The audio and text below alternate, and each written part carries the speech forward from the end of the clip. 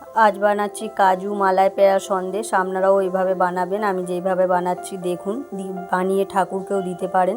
আমি কাজু নিয়ে নিয়েছি ছোটো বাটির 1 বাটি, আর তার ডবল নিয়েছি চালমগজ, আর চালমগজের সমান চিনি আর 4টে এলাচ দিয়ে গুঁড়ো করে নিয়েছি। ওর সাথে আমি নারকেল পাউডার মেশালাম আর গুঁড়ো দুধ মিশিয়ে নিচ্ছি, ভালো করে মিশিয়ে নিলাম ভালো করে। এবার দুধটাকে আমি 250 দুধকে গরম করে একদম 2 হাতা বানিয়েছি মোটা করে। এইভাবে ওই দুধটা দিয়েই এইভাবে মাখতে হবে ডোটাকে। এইভাবেই মেখে নিচ্ছি দেখুন, এইভাবে হাতে চিটে চিটে যাবে, কিন্তু তার জন্য হাতে একটু ঘি মেখে নিতে হবে।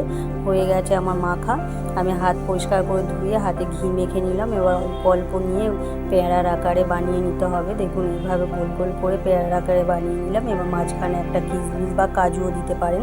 আর একটাও দেখাচ্ছি আপনাদের, দেখুন এইভাবে হাতে করে নিয়ে গোল করে এবার একটা মাঝখানে কিশমিশ দিয়ে দিলাম, দিয়ে রেডি হয়ে গেছে আমার পেয়ারা। দেখুন রেডি একদম।